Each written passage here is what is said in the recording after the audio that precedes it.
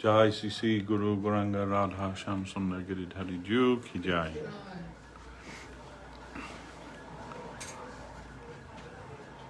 Wrong way.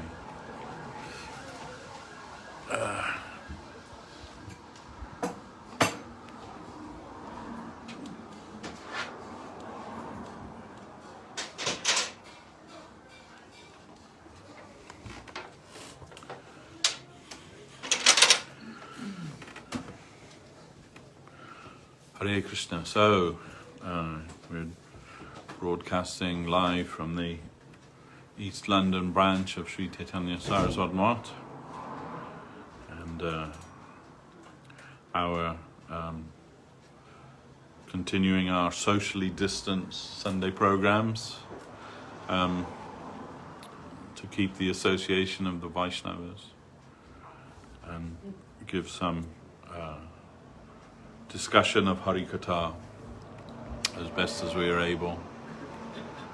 First of all, we bow down at the lotus feet of our Guru Dev, Om Vishnupad Srila Bhakti Sundar Govinda Dev Goswami Maharaj, and Om Vishnupad Srila Bhakti Rakak Sridhar Dev Goswami Maharaj, Bhagavan Srila Bhakti Siddhanta Saraswati Thakur, and Rupanuga Guru Sampradaya, the Sri Chaitanya Saraswat Acharya Brinda, Srila Bhakti Nirmal Acharya Maharaj, and all of the Acharyas of our current Sri Chaitanya Saraswat Math mission and branches worldwide, and offer our obeisances to all the Vaishnavas. Vanchakalpatarubhyascha kripa sindhubhyevacha patitanam pavanebhyo Vaishnavebhyo namo namaha. Oh.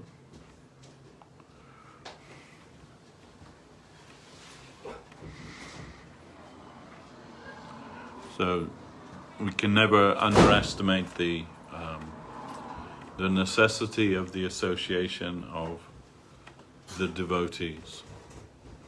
Srila Guru Maharaj, Srila Sridhar Maharaj, he said that 99.9% of your progress in spiritual life will depend upon your association. And for that reason only, really, our Guru Devs have established temples and centers all over the world to provide a forum for Vaishnava Sangha, Satsanga. Satsanga means good association. So we are thinking that the association of the Vaishnavas, that is the best association. When, Guru Maharaj would say, birds of a feather flock together. So it is only natural, whatever you find to be absorbing your time and your interest, you'll naturally seek out those others who are similarly interested in the same thing as you are. However that may be, in the mundane world and in the spiritual, or aspiration for the spiritual world also, we find that. So we are always seeking out the association of the Vaishnavas.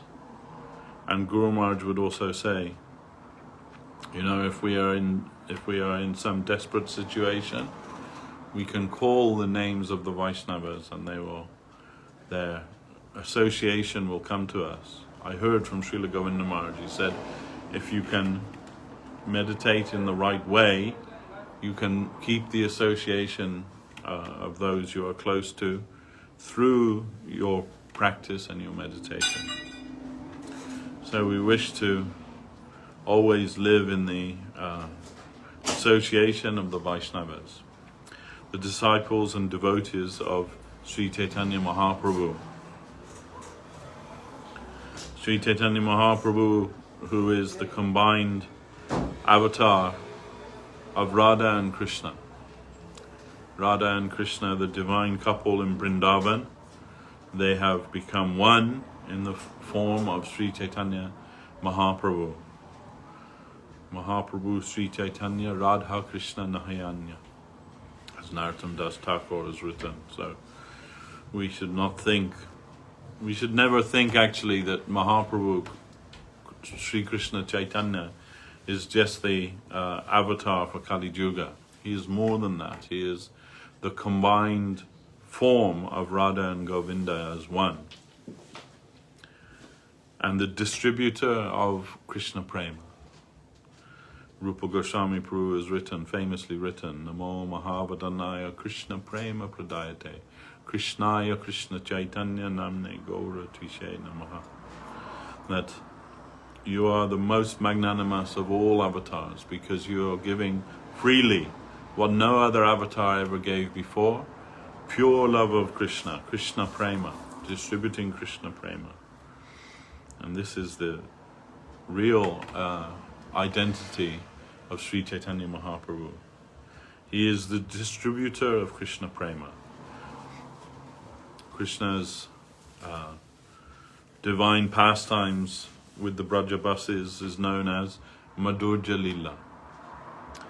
All of the rasas, meaning the relationships that the soul may have with God, they are all fully expressed in the Leela of Lord Krishna in Brajadam. So whatever that may be, all rasas, Shantarasa, Dasya Rasa, Sakya Rasa, Vatsalya Rasa and Madhura Rasa, they are all present in Vrindavan in their fullness. And all of those rasas, they are all governed and enveloped in the original rasa, Ujjala Rasa or Madhura Rasa. In Vrindavan, everything is Madhura or sweet, the sweetest of the sweet. But when Lord Krishna came to this world and showed his Madhura Lila, as recorded in Srimad Bhagavatam and other scriptures, that was confined to a closed group. And for the benefit of the world, he showed that Leela, but it was not open to everyone. But when Krishna becomes overwhelmed with the inner nature of Srimati Radharani, who herself is her only satisfaction is the distribution of that Madhura Lila. When Krishna himself becomes overwhelmed by her mood, by her inner temperament, or as the scripture tells, Bhav and Kanti, in Guru Maharaj's words, heart and halo, when Krishna becomes subsumed by that added to Madhurya Lila is a special type of magnanimity, a special desire to spread that Madhurya Lila far and wide. That has become known as Odarja Lila. The Odarja Lila is Mahaprabhu Sri Chaitanya Dev's distribution of Krishna's Madhura Lila. And this is the highest type of welfare work that has ever been known in this world.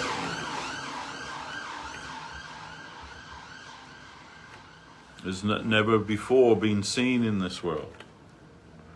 Therefore, Krishnadas Kaviraj Goswami, he is also given in the beginning of Chaitanya Charitamrita, Anar Pita Chirim Chirat, Krone Avata Artino, Kalo Smaritam Ujjvala Rasam Sabhakti Sriyam. That he prays to Lord Chaitanya that you are the greatest of all benefactors, because you have come to give that thing which has never before been shown in this world. That is the Madhurya Rasa of Krishna. You have come to distribute the highest nectar to everyone. In Guru Maharaj's words, distributing nectar as if it were water. And nobody is left outside of that compass, of that can say, the extension of that magnanimity to all. This is Mahaprabhu Chaitanya Dev's unique contribution to the world of religious thought and the world of revelation. We are followers of the path of revelation. The highest things become known to the lowest by magnanimity, at divine, supreme magnanimity shown by Sri Chaitanya Dev, where all formal consideration is dissolved. That it is not just for a particular race or a particular caste or a particular creed or anything, but it is the innate spiritual wealth of all jiva souls. So sometimes we hear Krishna consciousness referred to as Sanatan Dharma. But the Vaishnavas, the followers of Chaitanya Dev, they prefer the expression Jaiva Dharma, because Jaiva Dharma means the religion of the soul.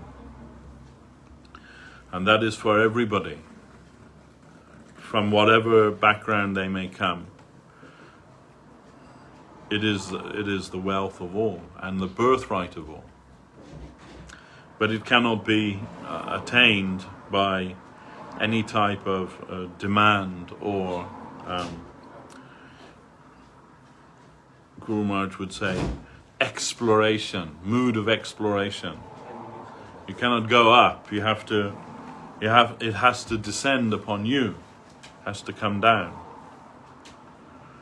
Aroha Panta and Avaroha Panta. Aroha Panta means by your elevation, to elevate yourself. And Avaroha Panta means that which descends from the higher world. So Guru Maharaj would say, we are beggars at that door. We are not to go to the door where we will try to show our qualification.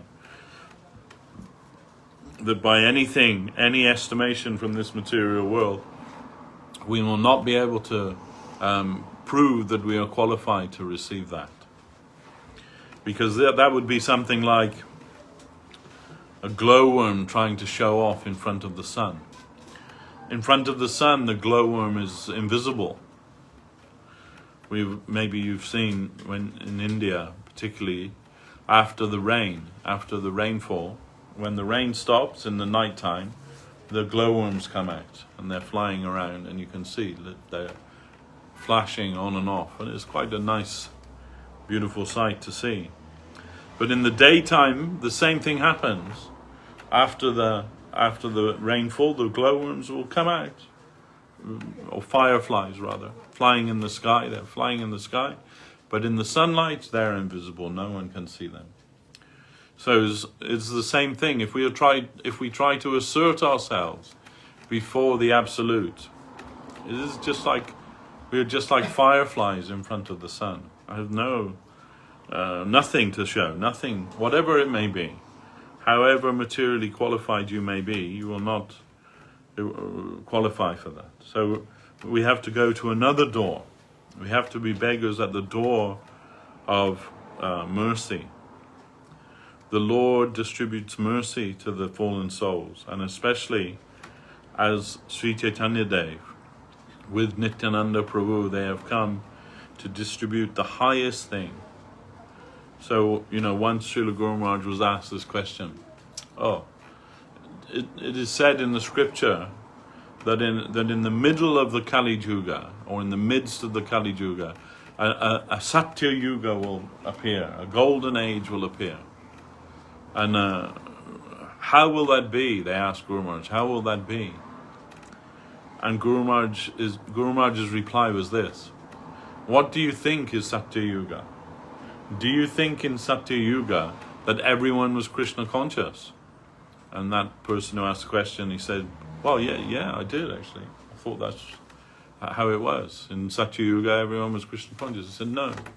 Guru Maharaj said, no.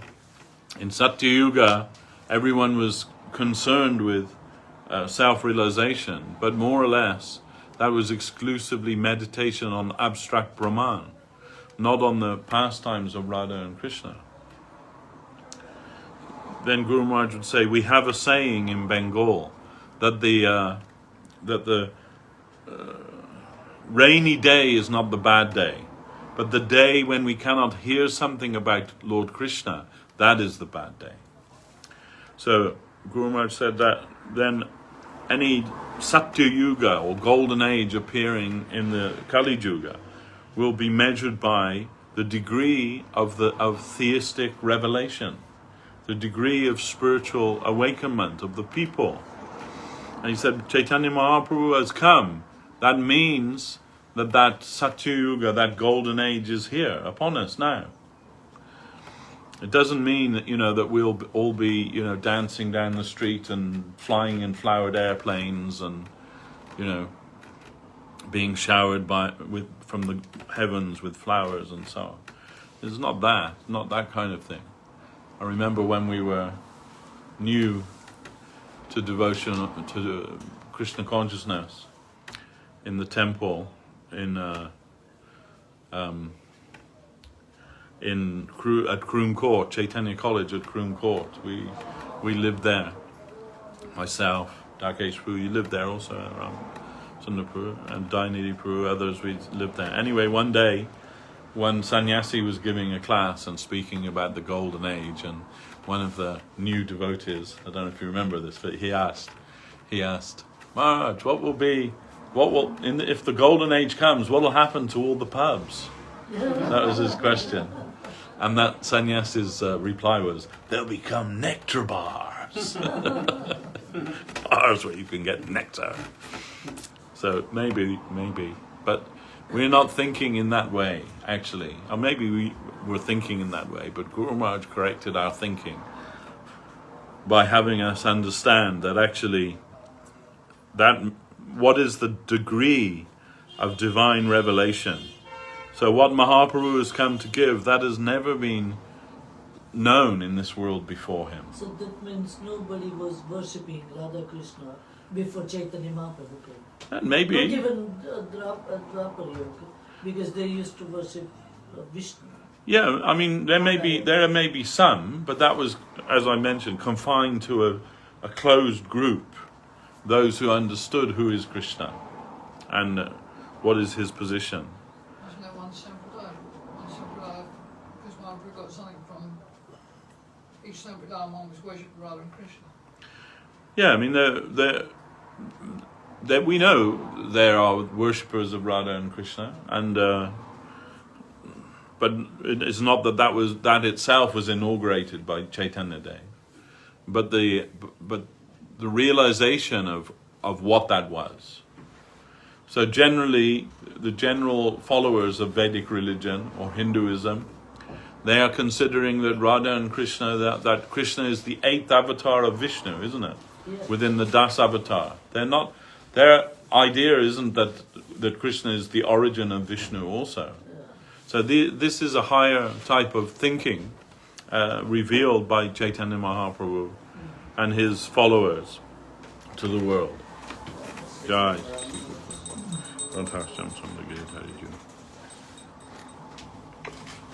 So no doubt,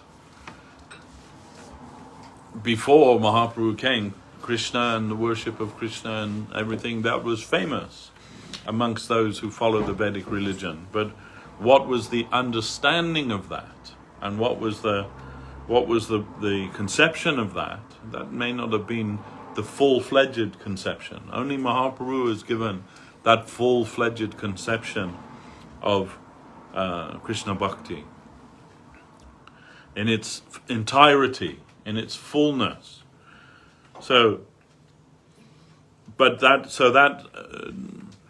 First of all, the understanding of what the Leela of Radha and Krishna is, and what the distribution of that means, that was never before shown in the world. Only when Mahaprabhu Chaitanya Dev advented were they able to see that, or was the world able to see that or perceive that by his grace. by His mercy. So, in that way, that means that we are living within that golden age, Mahaprabhu Chaitanya Dev's golden age, and that is going along side by side with Kali Yuga. It is not that the Kali Yuga has stopped. That's still going on. That's still going on. But within the Kali Yuga, there is a current, which if you are able to connect with that current, you can transcend this age of iron and this age of quarrel and hypocrisy. Otherwise, it is not possible. It is impossible. That is, Kale Dosha Rajan Nidhi. That this Kali Yuga is an ocean of faults, but it has one good quality. That is, by simply engaging in the Sankirtan, the Krishna Kirtan, the glorification of Lord Krishna, you can get the highest connection with the highest consciousness, with that divine current. Because Mahaprabhu Chaitanya Dev came and distributed that,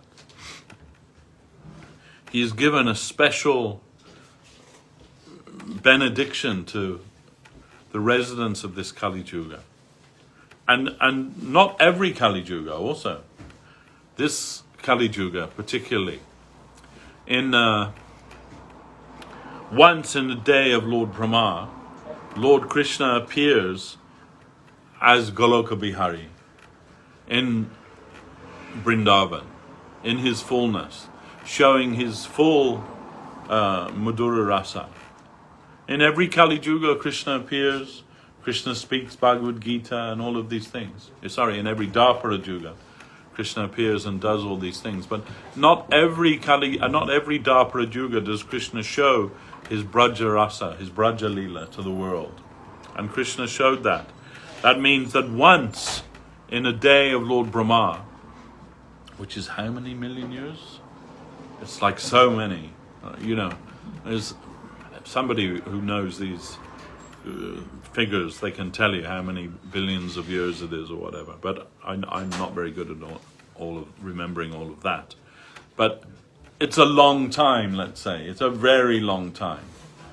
But once, Lord Brahma lives for 100 years, which is, but once in a day of Lord Brahma, then Krishna appears in his fullness in that Dwapara Yuga as the Swayam Bhagavan Krishna appearing. And after that, following that, the Kali Yuga after that, Mahaprabhu Chaitanya Dev appears as Swayam Bhagavan Chaitanya Mahaprabhu. The Lord appears in every Kali Yuga to introduce the Yuga Dharma, which is Harinam Sankirtan. But only in this particular Kali Yuga does that Harinam Sankirtan give the highest benefit of the Ujjvala Rasa or Krishna Prema. And that is just coincidentally or fortunately for us, this Kali Yuga.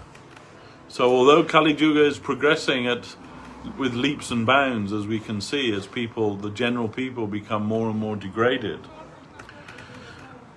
and more and more degraded things become acceptable and not only allowable but praised and celebrated, then we see that Kali Yuga is descending rapidly, and that will not stop. But that current is there. That Mahaprabhu Chaitanya Dev has come to give. And the day will come when every intelligent man and woman in this world will embrace that as the panacea for everything that is wrong with this world. Everyone will see that. Everyone with any eye to see will see that. Bhaktivinoda Thakur has said that many things he predicted. That first of all, that the Western people, the fair-skinned Europeans, the people of Africa, the people of Russia, the people of all nations will come together with the devotees of Bengal and go to the places where Mahaprabhu conducted his pastimes with their arms upraised, chanting Jai Sachinandana, Jai Sachinandana. Bhaktivinoda Thakur, like maybe nearly 200 years ago made this prediction. And our Gurudev, Srila Govinda Maharaj, he said, I read that as a young man and I thought, yes, must happen, but not in my lifetime. But now we see that has already become true.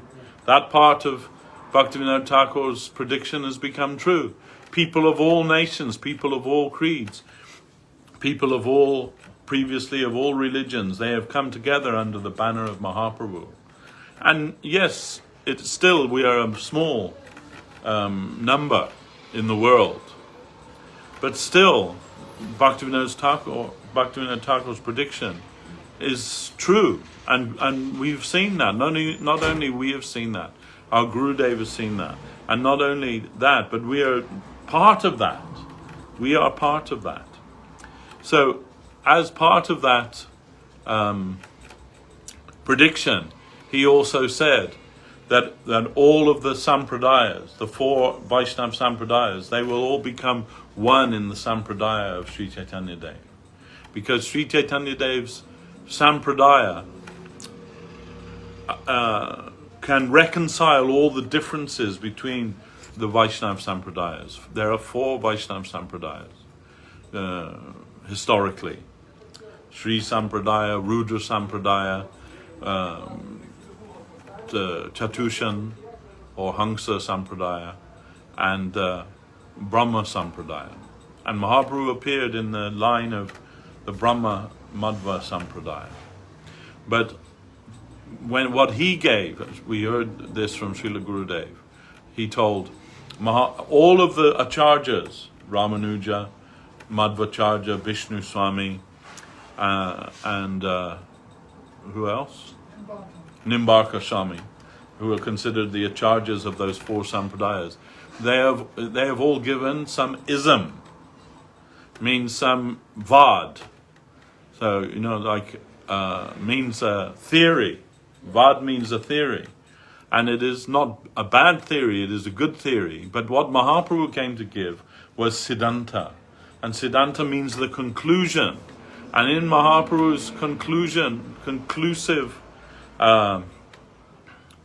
teaching, he is able to harmonize the differences between those sampradayas. They are bona fide sampradayas, they are all devotees of the Lord. Genuine sampradayas, genuine schools of devotional theism. But they will all find their harmony and their fulfillment in Mahaprabhu Chaitanya Dev's appearance and his teaching of Achinta Beda Bed Prakash. That is another prediction of Bhaktivinoda Thakur. And another prediction he told was that all other religious conceptions will disappear apart from the world, apart from Chaitanya Dev's religion, the religion of divine love as taught by Sri Chaitanya Dev. To us that seems like a fantasy, right? That we are in Green Street in a little house, and there are the Christians in their massive cathedrals and, thousands of there are the Muslims in their huge mosques, and here we are in the tiny little house and we're saying, no, all of that will disappear and all will embrace Mahaprabhu Chaitanya Dev's Leela. But we have faith that Bhaktivinoda Thakur's prediction must be true. And we're also thinking like Gurudev, maybe not in our lifetime. But who can say? Who can say? So many religions have come about in the world, and some are still going, some are no longer practiced, and who can say? Who can understand what is the destiny of the world? Only that Mahaprabhu has come to save all of the fallen souls. Guru Maharaj's expression, the Lord's loving search for the lost servants. So we are all counted amongst those. Not just those who are trying to practice devotional service but all those people in the world who are trying to connect with the Lord through their religious practice, whatever their religion may be. Mahaprabhu also came for them, and those who deny the existence of the Lord and embrace atheism as their religion, and it is a type of religion, the way they preach it so fervently. Mahaprabhu also came for them too. So he has come for everyone, because all within their the core of their existence, they are all Krishna Das. Jivara Swarupahoy Nityara Krishna Das, Krishnera Tatasta Shakti Beda Bed Prakash. This is Mahaprabhu's reply to Sanatana Goswami's question, Ki ami? Who am I? He asked Mahaprabhu, who am I? He is not a foolish man, Sanatana Goswami. He is a great Pandit. He already knows that answer, but for our benefit, he asked Mahaprabhu Chaitanya Dev, please tell me who am I and why am I suffering in this material world? And this was Mahaprabhu's answer to him. You are, by nature, you are spiritual. You are the Jiva soul. You are the energetic, minuscule particle of divinity that animates everything in this world. You are that. And what is your form as that? Your form is Nityara Krishna Das, that you are the eternal servant of Lord Krishna. And not just Sanatan, but everyone. It is a universal truth that everyone is the eternal servant of Lord Krishna. Whether they accept it or deny it, it doesn't matter. And Mahaprabhu has come to reclaim those souls. Everyone. Every soul. And it didn't just begin and end with his appearance and disappearance in this world.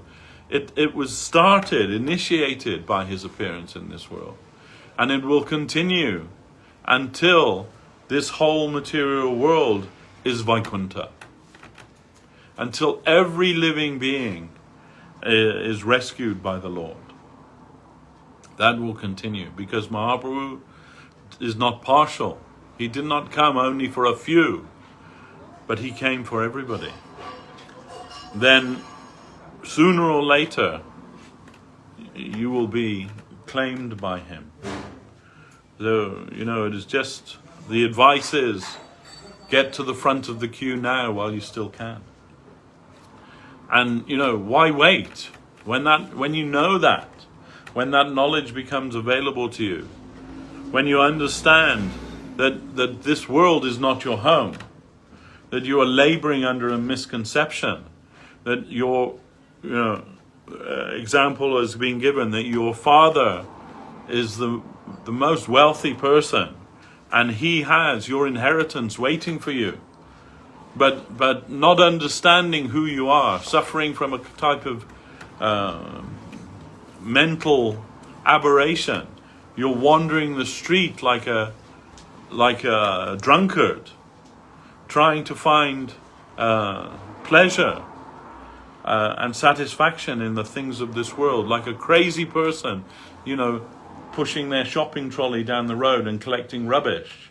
You see that sometimes, right? Some crazy person, they've got no home, but they've got a Tesco trolley, they're pushing it down the road, and any rubbish that catches their eye, they're putting in there, and they're guarding that, jealously guarding that, and thinking that that's their purpose in life. So and so-called sane people walk by and laugh at that person or feel pity for that person, that they're so deluded. But we are no less deluded, thinking that all the things of this world will give us satisfaction and pleasure. So we're making a nice home for ourselves and filling it with nice things and every type of comfort for our enjoyment. But that also is a type of mania. Guru Maharaj said, my Guru Maharaj, Srila Bhaktisiddhanta Saraswati Thakur, he was so overwhelmed with compassion, seeing that the people suffering the mania of this world, that mania is home building, he told. He said, just to stop that, he built so many temples so that we can utilize that propensity for home building to build a home for Lord Krishna. and maintain the home of Lord Krishna. That will cure us of that disease. So everyone's thinking, oh, well, you have to live in this world, you need a place to stay. And it is true. But we're all just temporary visitors to this world. Nothing here is permanent. So, when you're traveling in a foreign country, sometimes you may stay at a hotel and, try and make some comfortable arrangement for yourself there. But while you're staying in that hotel, you don't start redecorating, do you? Because you know that it's temporary. And if you started putting up shelves and painting, they'd kick you out very quickly, the hotel owner. So, but we're all thinking that where we are, we have to make some permanent arrangement for ourselves. And as a result of that, we become caught in the mania of this material world. And we're no different to that crazy person with the shopping trolley, collecting stuff.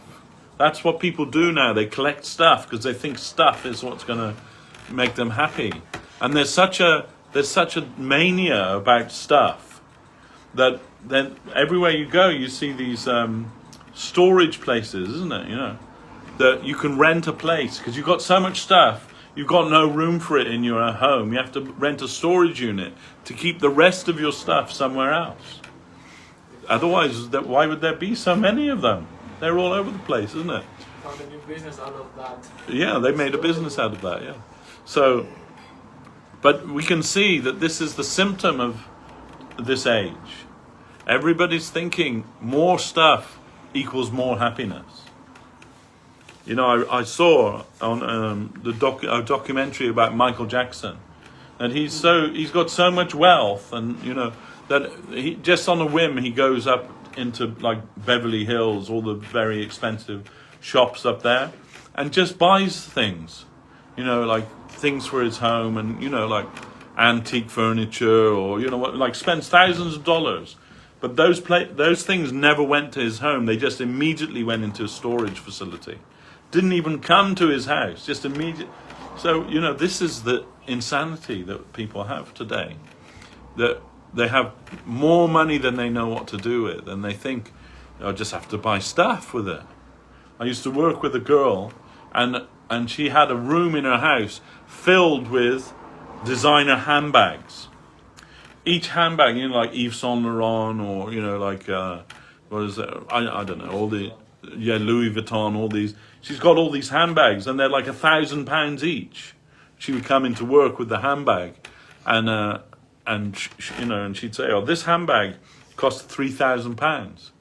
And I say, "Aren't you afraid when you walk in that someone's going to snatch it?" And there's nothing inside the handbag which is worth as much as the handbag. And I said, "Aren't you afraid that some thief is going to?" And then she said, "No, they'll just think it's a knockoff." And I said, "So why don't you buy a knockoff then? Because they're only a few pounds, right? £20 for a good knockoff. You see them when I was in Milan, on every street corner, there's people selling these knockoff designer handbags and things, and you can buy them for £25. And I said, if everyone will think that your genuine one's a knockoff, why don't you just buy a knockoff? She said, because I would know that it's not the genuine thing. And I just said, and so you don't think there's anything mad about that?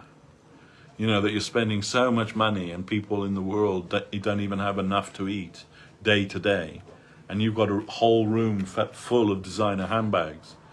She said, no, it's just something I like to do. So this is how it is in Kali Yuga. And it's not a new thing, right? That this was what Advaita Acharya and the Vaishnavas at the time, before Mahaprabhu's appearance, this was their perception. They could see, because at that time Navadvip was like the Oxford of India. Everyone, if you wanted to be recognized as a scholar, you had to get your certificate from Navadvip, study in Navadvip, one of the tolls there, and become, recognized as a great pundit in whatever field it was. So as a result of that, Navadvip became very prosperous and wealthy. The people who lived there became very wealthy. And it's said that at that time, that because they had so much wealth and didn't know what to do with it, they would spend it on weddings between cats and dogs.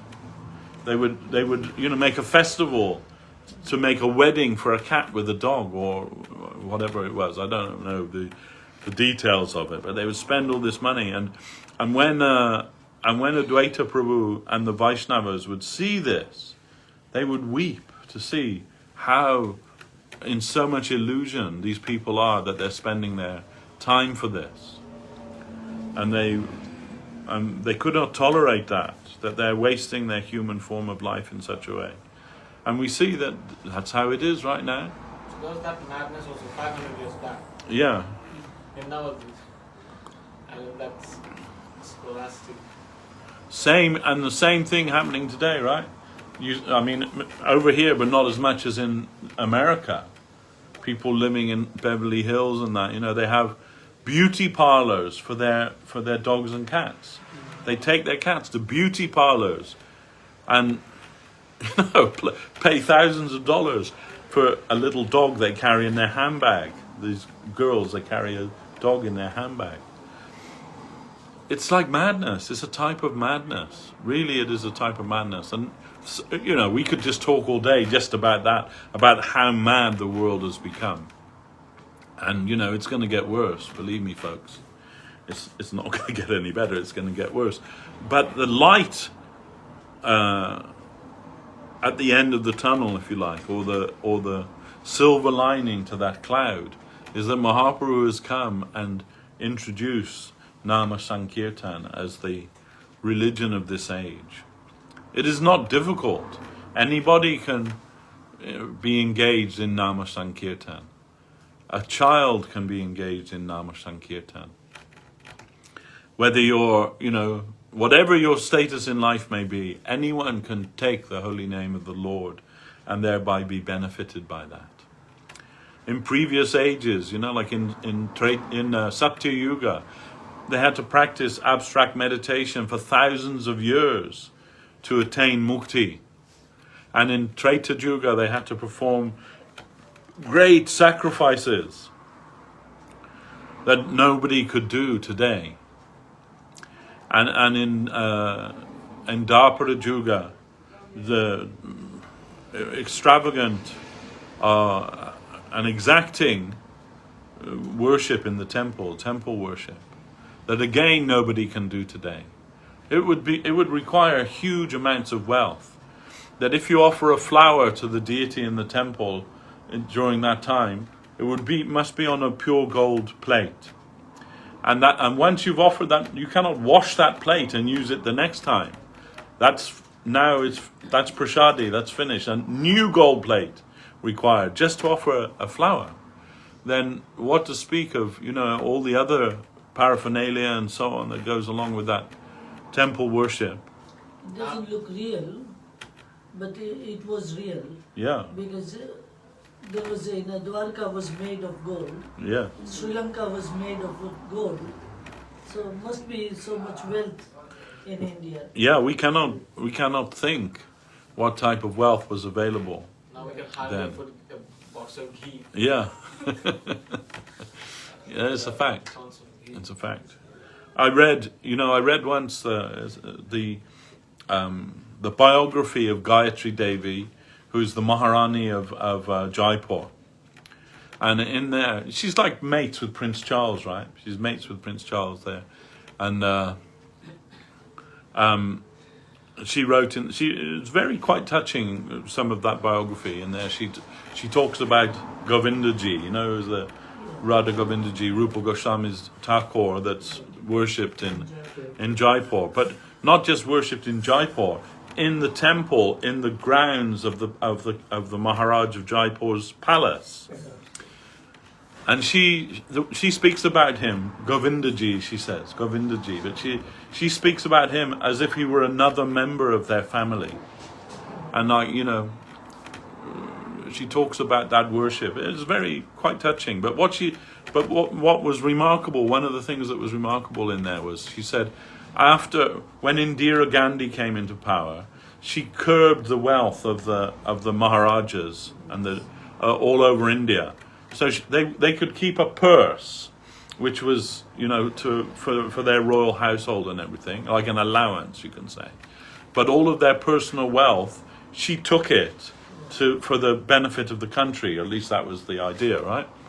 So she said, they came to my father's treasury, the Maharaj of Jaipur, when she said I was a little girl, and they came to my father's treasury, and for a whole week, they were taking lorry loads of gold bars from his treasury, like day after day, not just one lorry, but like all day, lorry loads full of gold bars for a whole week.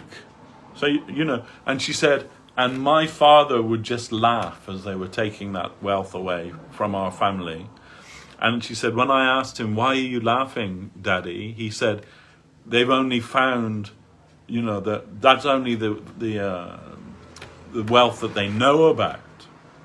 Well, the real wealth that I have, they do not even know where that is, where that's stored.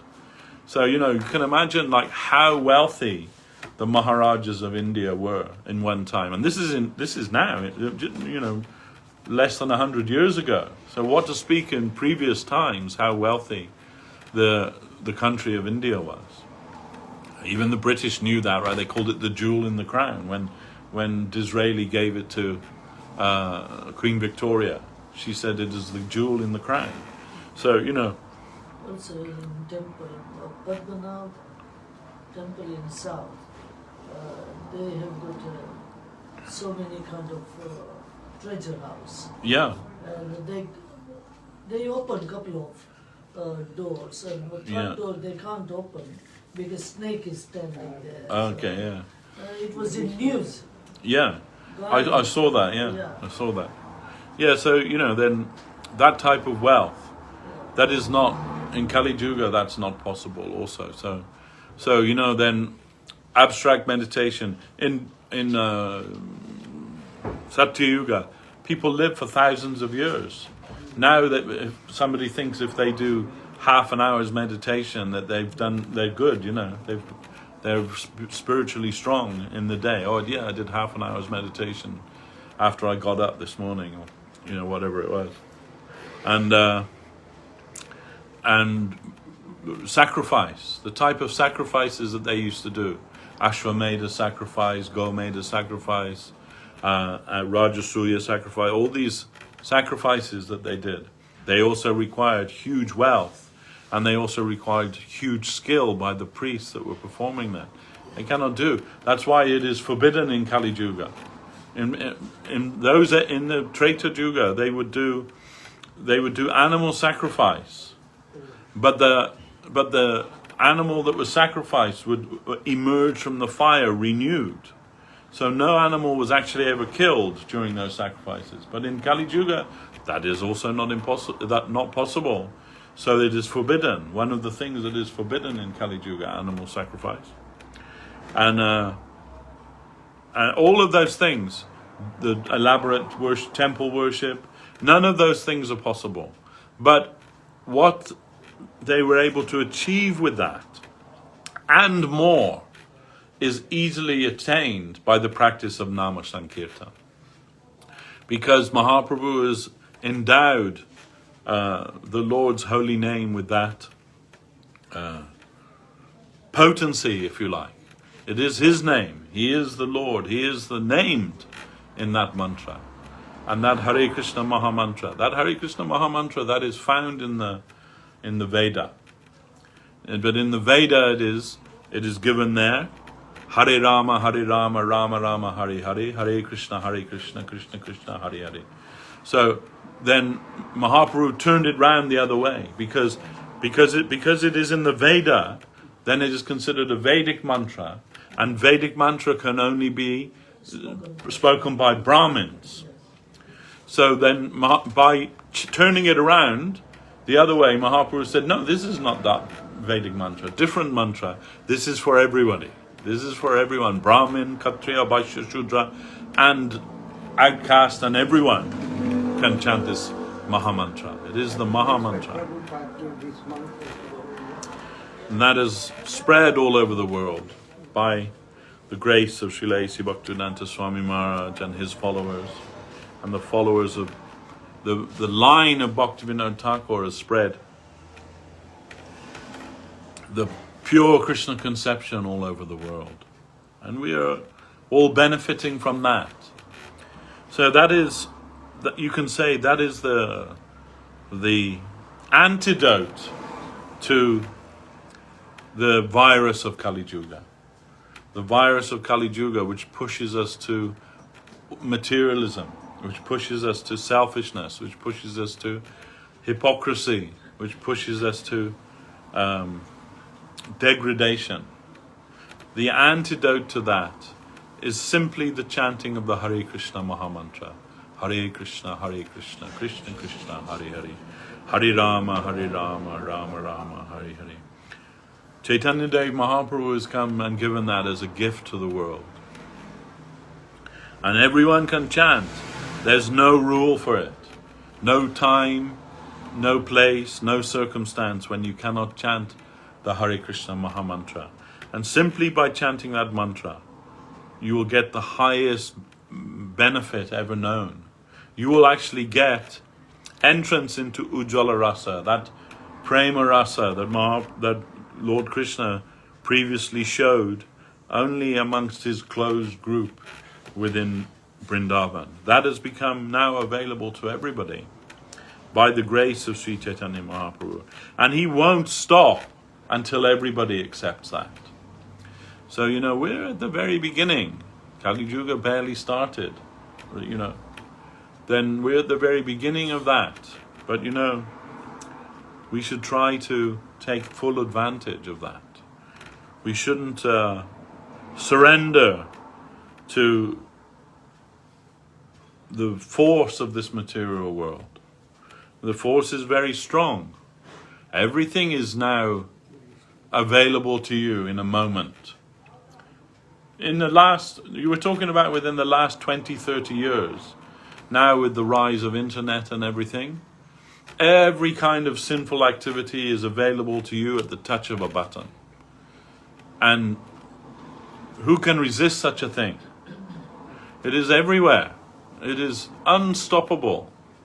But still, by that same technology, we're broadcasting Harikatha. We're hearing Harikatha.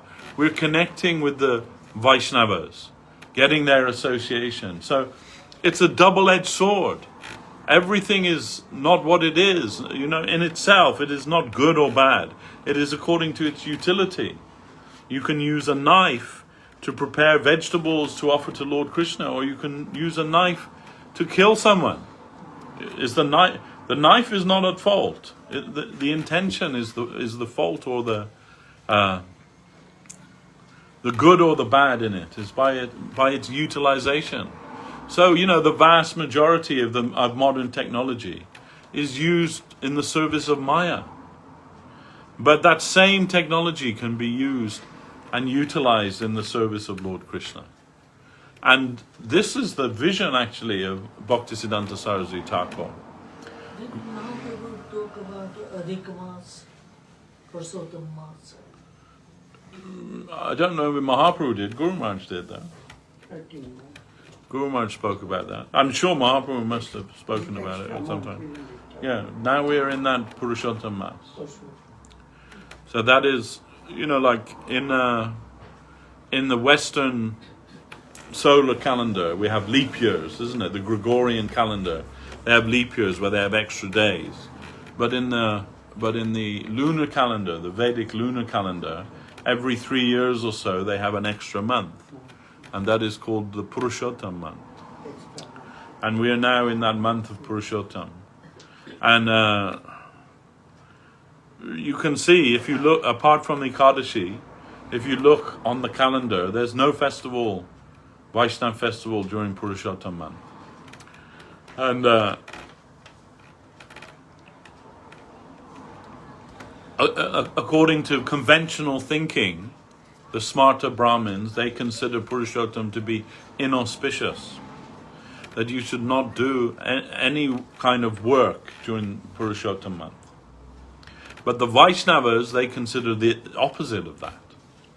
that it is, Guru Maharaj said that Purushottam, the month of Purushottam, bereft of any shelter, took shelter of the Lord, and the Lord bestowed His own name upon that month and gave His own power to that month. So during that time, when you practice Krishna consciousness, the benefit is amplified many times, 100 times.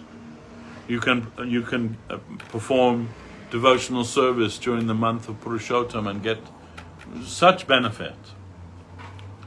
So that is, they're considering, Guru Maharaj said that the karma kandis, they are considering everything, that it's a disturbance to their routine. An extra month, and what do we do with that extra month? Because they're always calculating what will be the result for us, the benefit for us. So in Purushottam, they're seeing no benefit to them from the point of view of karma kanda. So therefore they consider it inauspicious. But the Vaishnava is just the opposite of that. More opportunity for the service of the Lord. And the Lord Himself has said of the months I am Purushottam, that even it is better than the Bashanta and all of the springtime and all of those months. Even Kartik month, it is better than the Kartik month. Yeah, the month of Damodar, the month of Purushottam, even better for practicing spiritual practice, conducting spiritual practice. You will get more benefit. It is. That is the wonderful thing, actually, about Mahaprabhu Chaitanya Dev's religion, is that even in the worst time, outwardly, the highest benefit can be attained. In fact, those worst things that happen in this world, they can be the impetus for us to take shelter of Lord Krishna. So it is said then that in this Kali Yuga, when Mahaprabhu appears, that the gods in heaven are worshipping this Kali Yuga and praying for the opportunity to take birth during the Kali Yuga, so they also can take advantage of Mahaprabhu's special mercy dispensation. It is the highest thing. And if one will ask, like, when is the golden age going to? It's here. It's already here. Guru Maharaj said Mahaprabhu came with the highest thing. Then how can there be anything more than that? It's only a matter of developing the proper vision to see that. That opportunity didn't stop, wasn't taken away when Mahaprabhu left. In fact, it has become more. Mahaprabhu never went outside of India, but his followers went outside of India to spread this Krishna conception all over the world. And that was Mahaprabhu's desire, is Mahaprabhu's desire. And we're all benefiting from that. Then we cannot say that Satya Yuga within the Kali Yuga is still to come. It's here. It's here. It is not visible in any external way. But the conception, the revelation of divinity has never been higher than what Mahaprabhu Chaitanya Dev has given. If anyone can show anything higher, I'm interested to see that. But there is nothing higher. Then we should take advantage of that, embrace that. And not only is it the highest conception, is the easiest method for attaining that, for attaining perfection in that. The easiest method, just chant Harinam. Just chant Harinam, hear Harikatha, take Bhagavat Prasadam, associate with the Vaishnavas. Then everything will come to you. Everything will come to you in every way. So although, we live in this, they say, in this world, now, even the temples have been closed by this COVID virus, It is such a small thing, so powerful, it has closed all the temples. But actually what I see is that more Harikatha is being distributed. That more and more the devotees are finding new ways of associating with one another. and practicing Krishna consciousness, and maybe more seriously practicing Krishna consciousness, because they can see that life is very fragile. You know that everywhere people are dropping like flies, thousands and thousands of people. Then what will you do? You can only take shelter of the holy name of the Lord and the association of the Vaishnavas. Take advantage of this time. Utilize your fortune. Don't waste your fortune. This is Guru Maharaj has given to us, and the present circumstances, they're not a handicap to that. They're actually helping us in that, to take greater advantage of that. Okay. So here we are, and we are not fearful actually. We are not afraid of anything, because we know that what Mahaprabhu has come to give, that is the greatest thing, the highest thing, and that is available to us. We only have to avail ourselves of that. Then why should we be afraid? Why should we be afraid of what is inevitable anyway? Everyone will die sooner or later. Whether it's from coronavirus, whether it's from nuclear war, or whether it's just peacefully in your old age in your bed. Death is certain for everyone. Nobody gets out alive. But only one time we have to die. Yeah, well, in this life, only one time. Yeah, in this life. Sometimes there's exception to that also, but generally, yeah, only one time. So then that's coming for everyone. The only thing is we don't know when it is coming. But we should not be foolishly thinking, it is a long way away. It may be in an hour's time when we walk out and the bus knocks us down. We do not know when it may happen. So we should always be alert to the possibility that this life, kamala dalajala jivana talamala, that this life is like a drop of water on a lotus leaf. It's just tottering there, and it can go any moment. It can go. Then we shouldn't think that we are here forever, or maybe we will be here forever, going round and round and round in the samskar. We can break that samskar. The power of Harinam can break the samskar and deliver us to the lotus feet of the Lord, to give us our opportunity to live and serve in Goloka Vrindavan forever. This is Mahaprabhu's promise. This is Mahaprabhu's gift to us all. All these doctors are doing video calls now. Yeah. They don't see you. They say, we don't want to die. You're right. How No, nobody wants to die, but everyone must die. Then don't be afraid for that. Be afraid. The thing that we are to fear is losing the association of the Vaishnavas, losing our ability to understand the Krishna conception, losing our ability to understand what Mahaprabhu Chaitanya Dev has come to give us. That must be the greatest fear. Otherwise, we have nothing to fear. And on that note, we can end our talk for today. Thank everyone. I see many people have joined and watching online. We're very happy for that. We're very happy for everyone who's come today to join us in the temple, and we pray that the day will come we can all meet with Nama Sankirtan physically together, no more distancing or anything. We can give ourselves to the Lord's Sankirtan mission. Jai Saparika Shisi Guru Goranga Radha Sham Sundar Giridhari Ju Ki Jai. Jai Vishnupad Srila Bhakti Sundar Govinda Dev Goswami Maharaj Ki Jai. Jai Vishnupad Srila Bhakti Rakak Sridhar Dev Goswami Maharaj Ki Jai. Bhagavan Srila Bhakti Siddhanta Saraswati Thakur Ki Jai. Rupanuga Guru Bhagya Ki Jai. Namacharya Srila Haridas Thakur Ki Jai. Sri Chaitanya Saraswat Acharya Brinda Ki Jai. Srila Bhakti Nirmala Acharya Maharaj Ki Jai.